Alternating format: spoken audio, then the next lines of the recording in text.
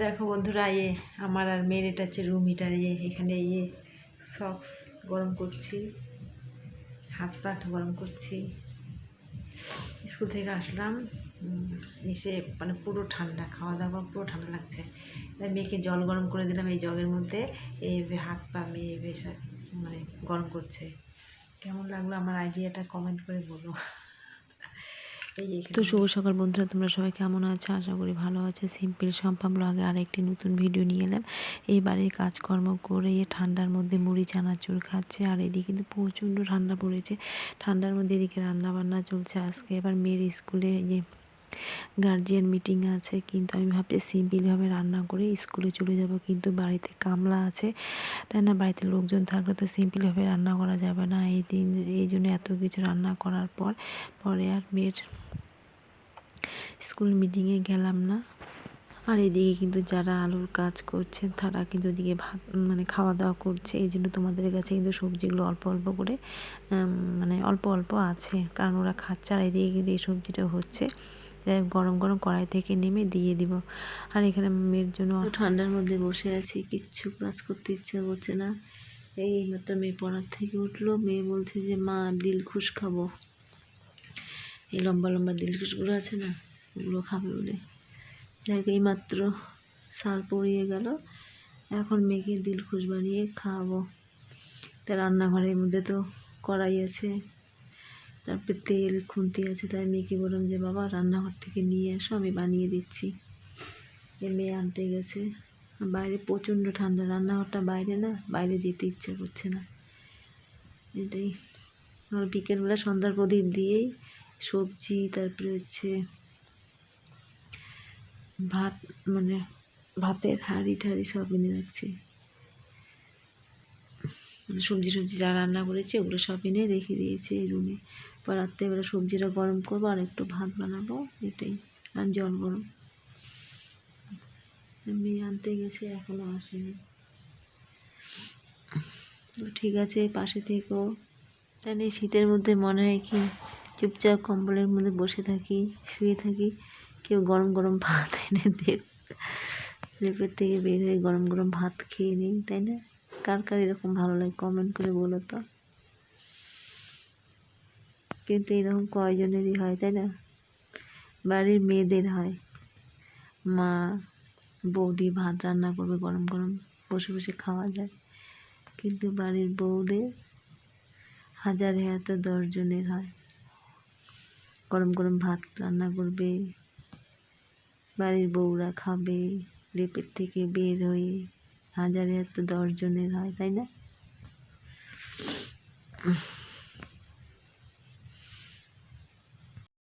না কিন্তু হ্যাঁ, যারা একদম একা থাকে তাদের তো করতেই হবে, ঠিক না? হ্যাঁ বাবা এনেছ, এই আমার মেয়ে নিয়ে আসছে। এই কড়াইটা নিয়ে আসছো, এটা কি? এটা কি? তেল, ভিজা কড়াই। এই তেল দেখবো এখন সেই ফুটবে।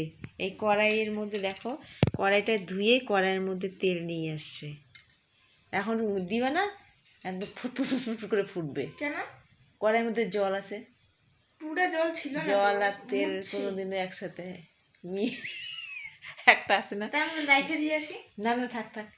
একটা কথা আছে না, কি জলে তেলে কোনোদিন বলে কি আত্মীয় হয় না, তাই না? আর না না, থাক থাক থাক, যাচ্ছি। জানে বন্ধুরা, মানুষ বলে না জলে তেলে নাকি আত্মীয় হয় না, জলে তেলে কোনোদিন এক হয় না, মিল হয় না, সেই রকম। মেয়েটা কড়াই ধুয়েই কড়াইয়ের মধ্যে তেল দিয়ে দিয়েছে। দেখো তো, আমি বলছি যে বাবা কড়াইটা নিয়ে এসো আর তেলটা নিয়ে এসো। আর মেয়ে তো দেখে আমি কোনো কিছু না ধুয়ে ইউজ করি না, সেই জন্য মেয়ে হয়তো কড়াইটা ধুয়েই নিয়ে আসছে। আমি কোনো কিছু মানে জিনিস ইউজ করার আগে ধুবো। তাই মেয়ে তো আমারটা দেখে যে আমি কোনো কিছু ইউজ করে ধুই, এই জন্য মেয়ে ধুয়ে নিয়ে এসছে। মেয়েরও এটা ভুল না, এই জন্য মেয়ে ধুয়ে নি। থাক, এখন যাই হোক, এখন মেয়ে বুঝলো, এখন আর করবে না। না না না না না না, যাচ্ছি। ধরবি না, যাই, দাঁড়া দাঁড়া। তারপরে জানি তো আমি আর ওই সে তেলটা নিয়ে এসে একবারে মা সাদা তেলের বোতলটা আনছি বুঝছো মা, আর একটা ফরচুনের নাকি সেই ঘন ছিল না, ওইটা আনি নেই। তেলটা গরম হোক বুঝছো। এটাকে আমরা বলি দিলখুশ। তোমরা কি বলো, কমেন্ট করে বলো। দেখা সেদিন মেয়ের বই আনতে গিয়েছিলাম, তো দেখলাম বাজারের মধ্যে 210 টাকা নিয়েছে। সরি 220 টাকা নিয়েছে। এটা 220 টাকা। এইবার যে কি হবে, শুধু ক্ষেত্রে বাঁচবে। দেখছো ফুটতেছে? করবি না মা। কি ফুটতেছে দেখছো? জল আর তেল করে নিল, এক হয় না, মিল হয় না। এটার মধ্যে তো জল। সবই ধুয়ে আনছি আমি। তোমারও দোষ না আমার।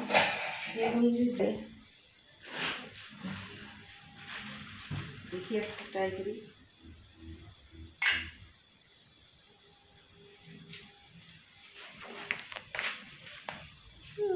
কে খাবে? চলে এসো মা। এ রাম, গোল কেন হয় লম্বা? হায় হায় হায় ভগবান।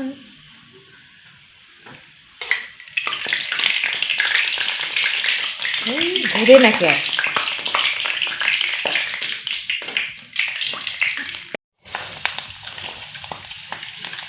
তুমিও খাবা মা? হাই দাদু ঠাম্মা দিয়ে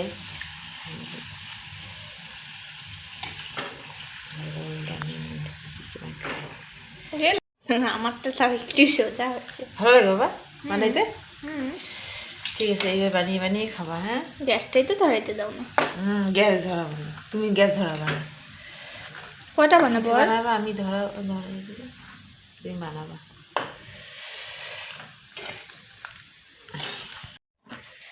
এই আমাদের বিকালের টিফিন রেডি। 1:30 বাজে। কটা যাবে বাবা? 8:30। 8:30? হ্যাঁ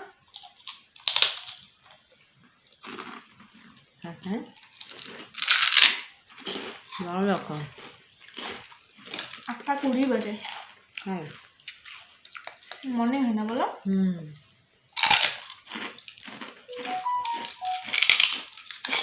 দেখছো, 250 ইঞ্চি 20 টাকা, আর দোকানে কত নেয়? 6টায় কয় টাকা বাবা? 10 টাকা। 8টায় 10 টাকা। 8টায় 10 টাকা। এরপরে গেলে আবার নিয়ে নেবো। হ্যাঁ, আর মেয়ে এদিকে পাশের রুমে বই পড়ছে, এদিকে বাবা মার খাওয়ার সময় হয়ে গেছে। যাই হোক, এখন বাবা মাকে খেতে দেবো। আর এখন শীতকাল, বাবা মা তাড়াতাড়ি খেয়ে নেয়, 8:30 9টার মধ্যে ওদের ডিনার কমপ্লিট করে। কিন্তু আমি একটু পরে ডিনার করি, কারণ মেয়ের পড়া থাকে। আর বন্ধুরা, এটাও কিন্তু ঠিক, তেল জল যেরকম এক হয় না, কিন্তু সেরকম কিন্তু দুই ফ্যামিলির মধ্যে কিন্তু এক না হলে কিন্তু সম্পর্ক কিন্তু মানে ঠিক থাকে না। মানে মন না চাইলেও যেই রকম কথা বলতে হয়, মন না চাইলেও সেই রকম কিন্তু মানুষ সংসার করে, তাই না? আবার দেখবি দুই ফ্যামিলি যদি সমান সমান থাকে, তাহলে দেখবি কত যাওয়া আসা, কত কথাবার্তা, কত মানে আনন্দ, ঘোরাফেরা। কিন্তু এটাও ঠিক, মেয়ের শ্বশুর বাড়ি যেহেতু গরিব হয়, তবু কিন্তু মেয়ের বাবা মারা তাদের মানে খুবই ভালোবাসবে, কি করবে আর কি না করবে। কিন্তু ছেলের শ্বশুরবাড়ি যদি গরিব হয়, তাহলে কিন্তু তারা পাত্তাও দিবে না, এমনকি তারা মুখের কথাটা পর্যন্ত মানে বিরক্ত বোধ করে। যাই হোক, এদিকে বাবা মাকে খেতে দিয়ে আসলাম। আর বন্ধুরা, তোমরা সবাই সুস্থ থেকো, ভালো থেকো।